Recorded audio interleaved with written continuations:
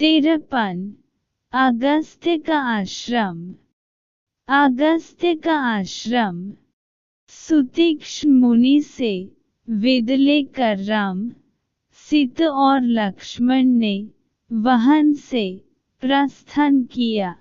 मार्ग में उन्होंने नीवर, जलकदम्ब, कटहल, सखु, अशोक, तिनेश, चिरिविल्व, महुआ, बैल, तेंदु तथा अन्य अनेक जंगली वृक्ष देखे।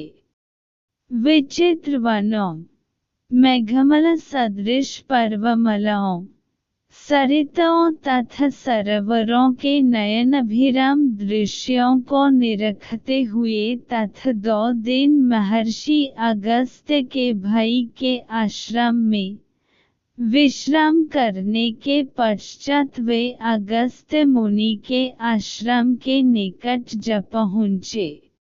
उस वन का वातावरण अत्यंत मनोहर था।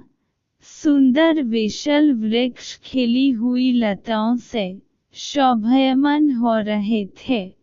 हाथियों द्वारा तोड़े जाकर अनेक वृक्ष पृथ्वी पर पड़े थे।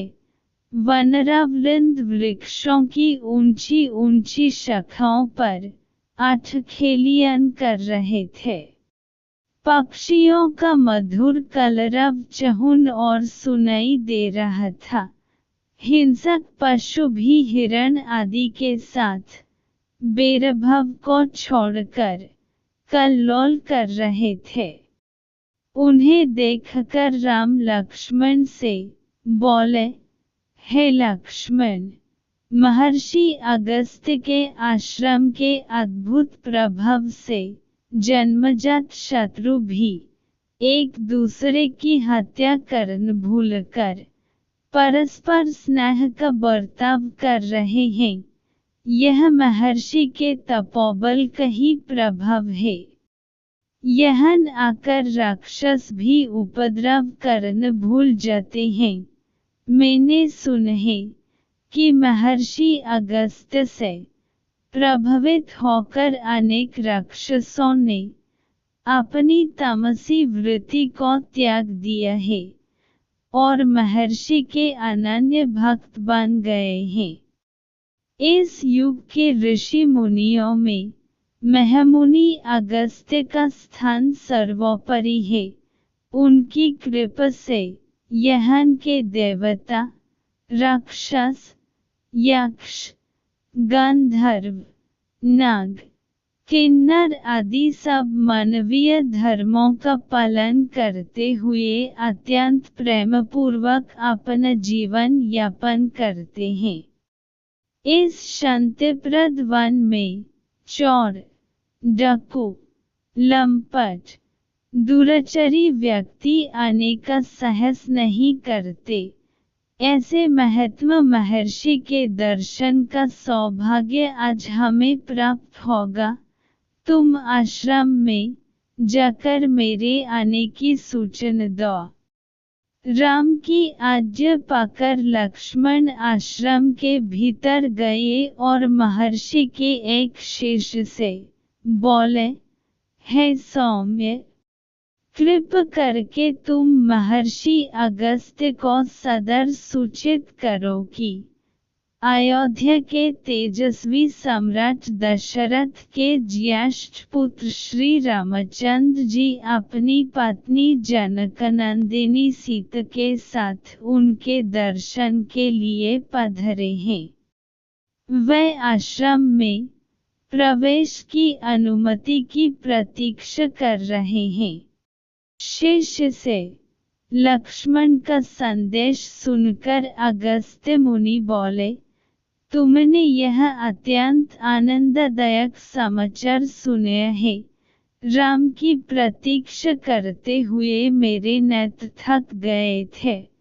तो जल्दी से जाकर राम को सीता और लक्ष्मण के साथ मेरे पास ले आ।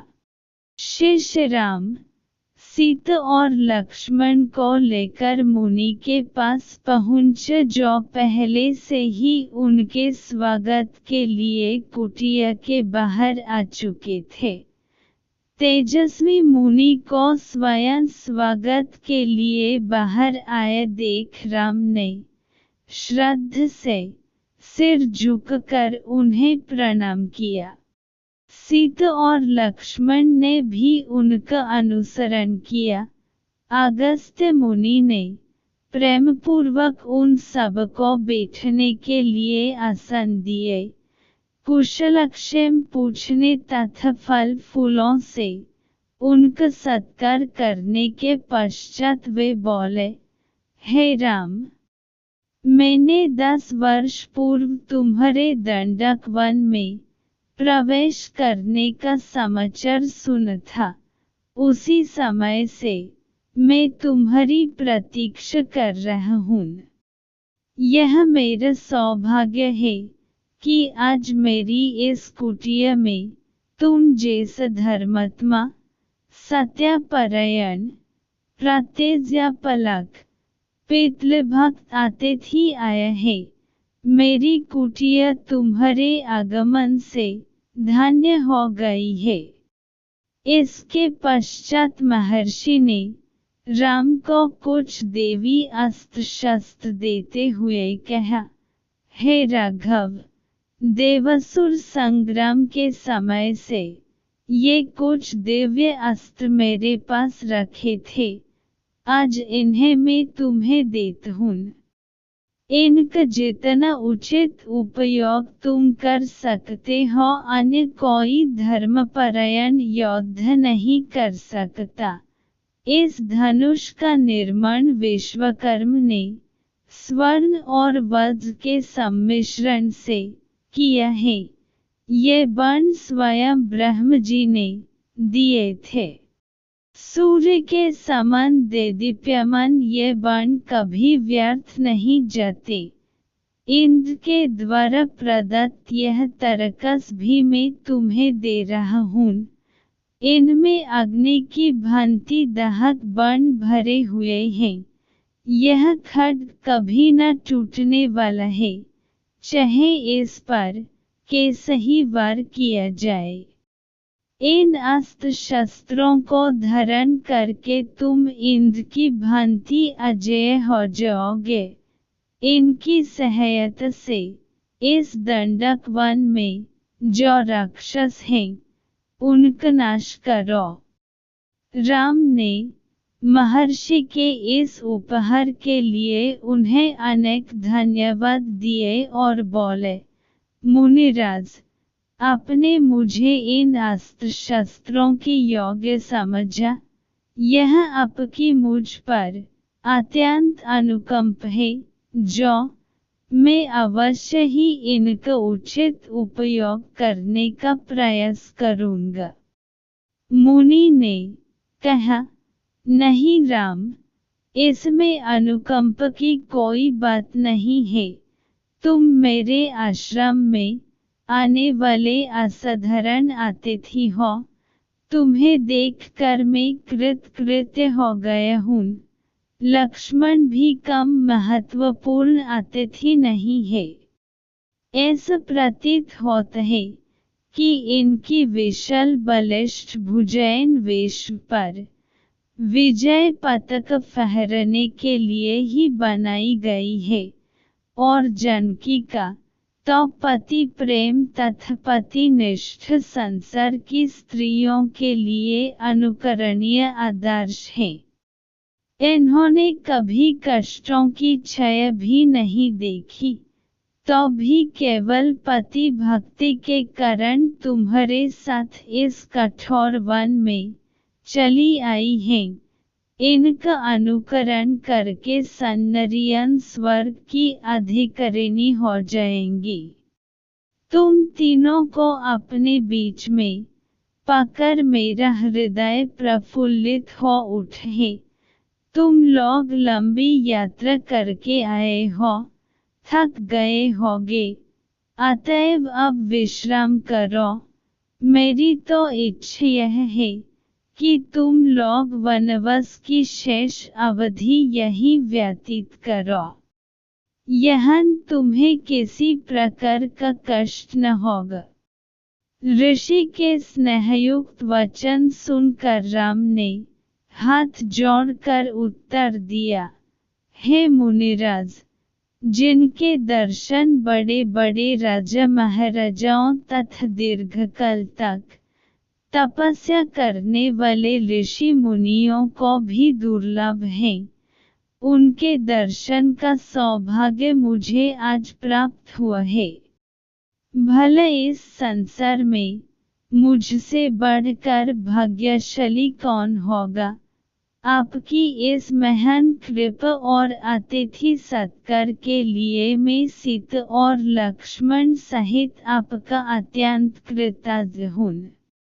आपकी आज्ञा का पालन करते हुए हम लोग आज की रात्रि अवश्य यहीं विश्राम करेंगे, किंतु वनवास की शेष अवधि आपके मनोरम आश्रम में हृदय से चाहते हुए भी बीतना संभव नहीं होगा।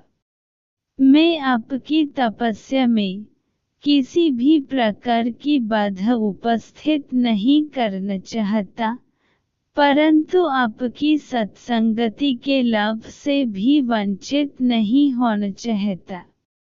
इसलिए कृपा करके आपके इस आश्रम के निकट ही कोई ऐसा स्थान बताइए जो फलयुक्त वृक्षों, निर्मल जल तथा शांत वातावरण से युक्त सघन वन हो।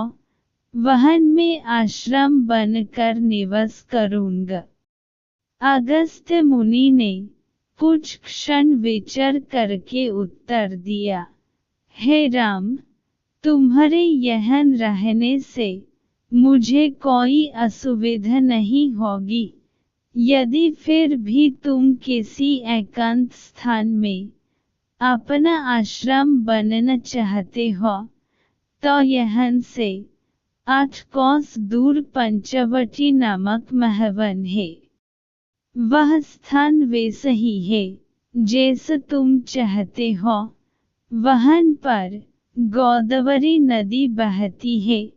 वह स्थान अत्यंत रमणीक, शांत, स्वच्छ एवं पवित्र है। सामने जो मधुक वन दिखाई देता है, उत्तर दिशा से पार करने के पश्चात तुम्हें एक पर्वत दृष्टिगोचर होगा। उसके निकट ही पंचवटी है। वह स्थान इतना आकर्षक है कि उसे खोजने में तुम्हें कोई कठिनाई नहीं होगी। मुनि का आदेश पाकर संध्या वंदन आदि करके राम ने सीता और लक्ष्मण के साथ रात्रि अगस्त्य मुनि के आश्रम में ही विश्राम किया। प्रातःकालीन कृत्यों से निवृत्त होकर महामुनि से विदा हो राम ने अपनी पत्नी तथा अनुज के साथ पंचवटी की ओर प्रस्थान किया।